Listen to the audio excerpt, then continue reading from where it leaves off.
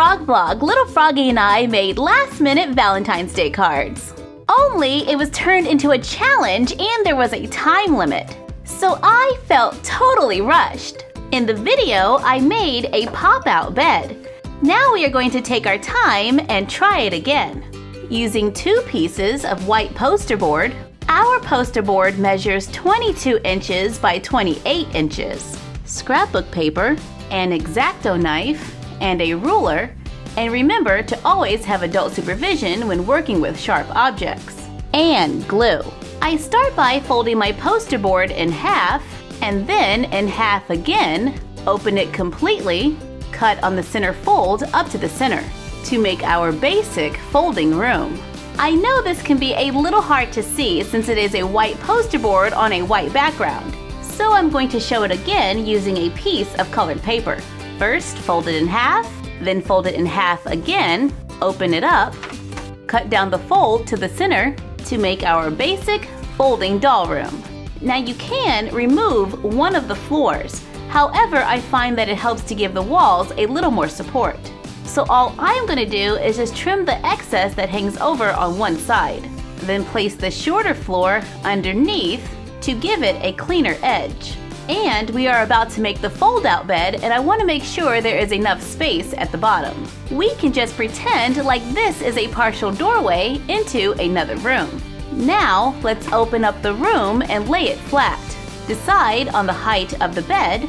For our 10 to 12 inch dolls, I'm going to use 2.5 inches. But for the demonstration, I am going to use just 1 inch. Starting at the crease in the paper, measure up and draw a line for the height of the bed. Move the ruler over for the width and make a mark. Decide on the length of the bed, and this should be at least the same length as the doll. Starting at the top of the line drawn, draw a line to the needed length. Draw a line across the bottom, add another rectangle to the bottom that is the same size as the rectangle over the crease. Use an X-Acto knife and cut only the lines going down the sides so it can be lifted up. Make a crease at the top, at the end of the bed, and at the bottom. Test it out to make sure everything can lay flat for the pop-out bed. Repeat to make a smaller one for a side table or nightstand. Take a second poster board or piece of paper, line up the edges and glue it to the back wall. Allow the glue to dry completely before continuing so you don't accidentally glue down the pop-up bed. Carefully apply glue to the back, then glue it in place. Trim off the excess, and I trimmed just a little extra down the side to make sure that it is easy to close. Refold on the lines to make the basic room.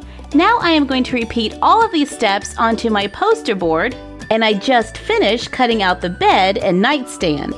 I want the furniture to have a wood grain finish. So on the outer poster, I marked the areas that need to be covered, cover them with scrapbook paper, then glue the 2 pieces of poster board together, just as before, to make the bed, nightstand, and walls. I want the bed to be able to hold the weight of my doll, so I need to give it more support. So I take the leftover poster board, cut 2 rectangles the same size as the top of the bed, stack and glue them together, then glue them onto the bed. Glue extra poster board to the front of the nightstand too, making sure to leave a little space before the bends. Cover the bed and nightstand with scrapbook paper, cut another piece of poster board, cover it, glue it above the bed for the headboard to make a pop-out bed and nightstand that can easily fold down for easy storage. Now let's decorate the room.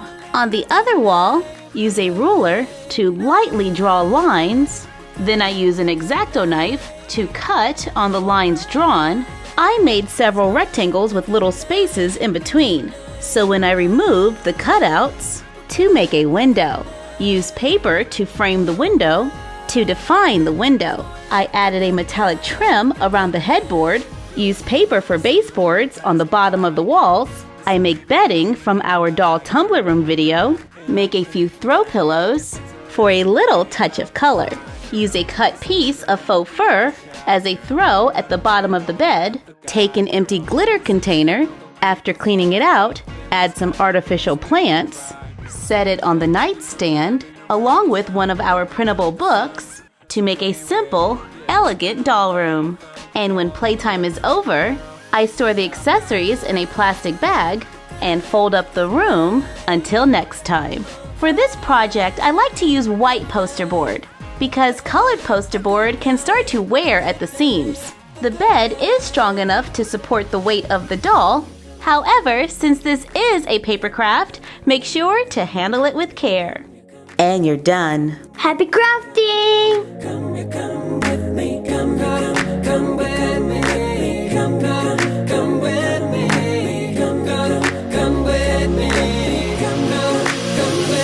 Tonight, we're gonna live the good life. Alright, live the good life, good life. Tonight, we're gonna live the good life, good life. Alright, so live the good life, good life. We want to give a shout out to Alita Games. What's up? Sophie, can you show Mariana to the guest room? She's staying with us for the weekend while her parents are out of town. Okay, follow me. And here we are, the guest room. Wow, this is your guest room? Cute. Aw, thanks, Mariana. Anna. It reminds me of my closet. I should have known better.